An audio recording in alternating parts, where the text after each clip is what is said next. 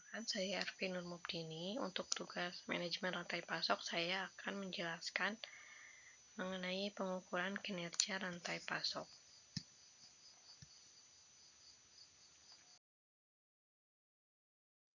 Rantai pasokan memiliki peran penting dalam pengembangan logistik di berbagai industri.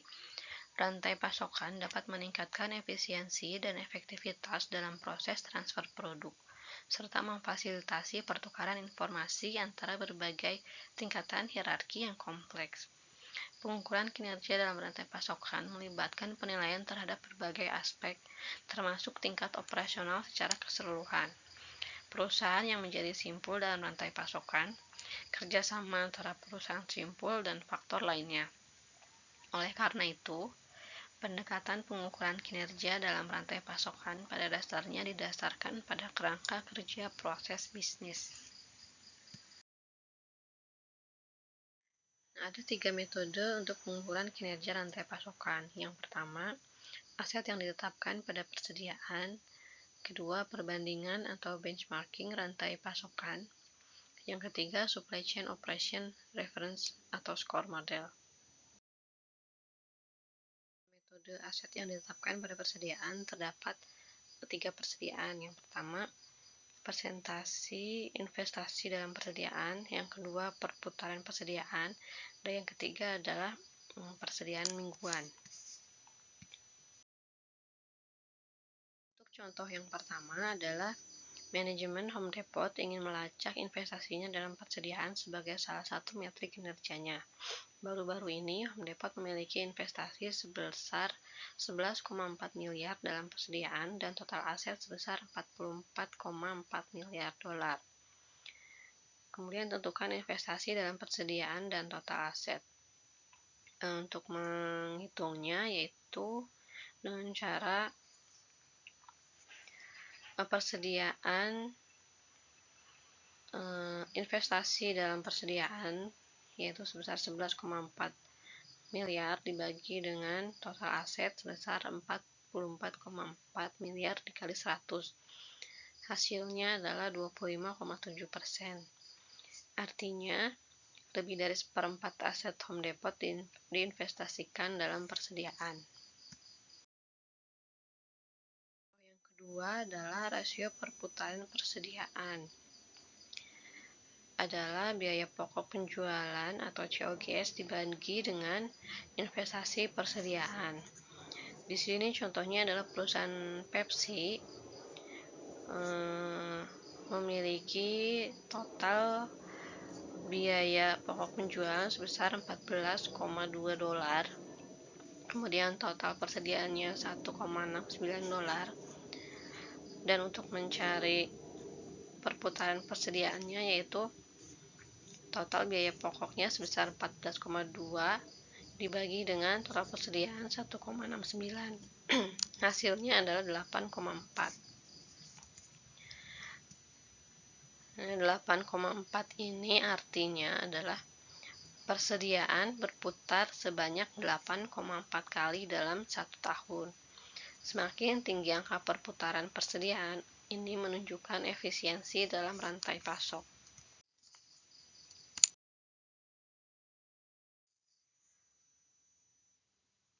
Contoh yang ketiga adalah persediaan mingguan. Soalnya sama seperti contoh soal nomor 2, tapi di sini kita mencari persediaan mingguan. Rumusnya yaitu total persediaan dibagi dengan total biaya pokok penjualan dibagi dengan 52 minggu. Di sini total persediaannya yaitu 1,69 dibagi dengan total biaya pokok penjualannya 14,2 lalu dibagi dengan 52 minggu. Hasilnya 6,19 minggu. Artinya persediaan yang tersedia akan memenuhi permintaan selama 6,19 minggu. Angka ini akan memperkirakan berapa lama persediaan akan habis. Untuk metode yang kedua yaitu perbandingan atau benchmarking rantai pasokan. Perbandingan atau benchmarking adalah kegiatan membandingkan proses maupun kinerja suatu organisasi relatif terhadap proses maupun kinerja perusahaan referensi. Utamanya dalam hal ini adalah perusahaan sejenis yang tergolong best in class.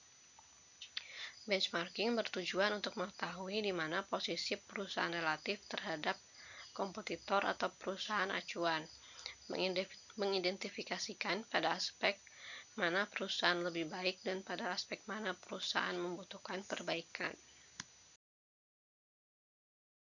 Metode yang ketiga yaitu ada Supply Chain Operation Reference atau SCORE model.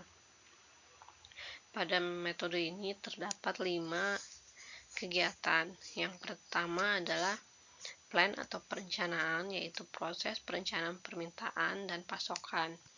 Dalam perencanaan mencakup perencanaan proses kebutuhan distribusi, produksi, persediaan termasuk ke dalam financial plan. Kegiatan yang kedua yaitu source atau pengadaan. Di dalamnya termasuk mengidentifikasi, memilih, mengelola, dan mengevaluasi sumber. Kegiatan yang ketiga yaitu make atau produksi. Di dalamnya mengelola pelaksanaan produksi, pengujian, dan kemasan. Yang keempat adalah pengiriman atau deliver. Di dalamnya menangani kegiatan pergunaan produk jadi dan mengirim tagihan ke pelanggan. Yang kelima adalah return atau pengembalian produk cacat. Pada proses return ini bisa terjadi pada saat proses pengadaan, yaitu ketika menerima bahan baku yang diterima kualitasnya tidak memenuhi standar sehingga bisa terjadi retur. Dan yang kedua yaitu retur pada produk jadi. Jadi ketika konsumen mendapatkan produk yang cacat, tersebut dilakukan pengembalian.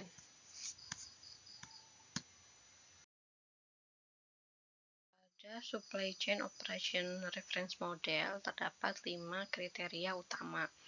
Yang pertama adalah supply chain reliability berkait sampel metriknya adalah pemenuhan pesanan. Perhitungannya adalah jumlah pesanan terkirim dibagi dengan jumlah pesanan. Yang kedua adalah supply chain responsiveness. Sampel metriknya adalah kecepatan waktu respon. Untuk menghitungnya adalah jumlah waktu untuk mengirim pesanan dibagi dengan total pesanan terkirim. Yang ketiga adalah supply chain agility. Sampel metriknya itu kemampuan rantai pasok untuk beradaptasi.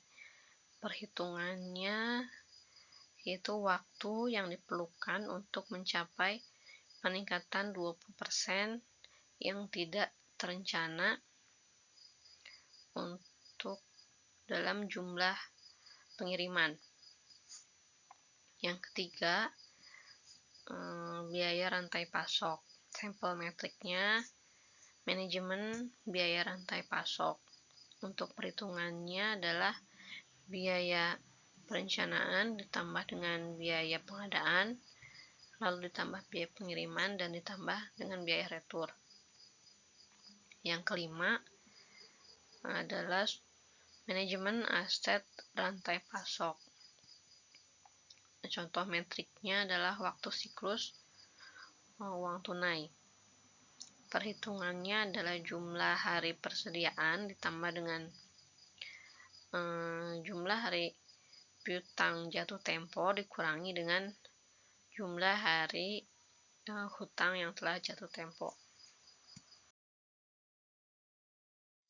Kesimpulannya adalah dengan adanya persaingan antara rantai pasokan, maka diperlukan kolaborasi yang baik antara pasokan dan distribusi.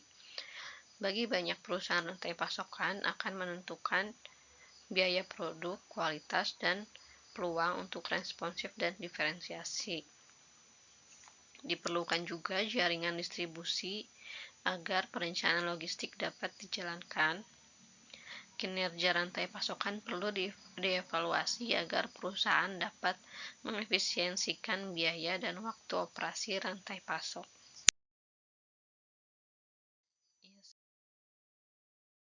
Dari saya, mohon maaf apabila ada kekurangan. Terima kasih. Wassalamualaikum warahmatullahi wabarakatuh.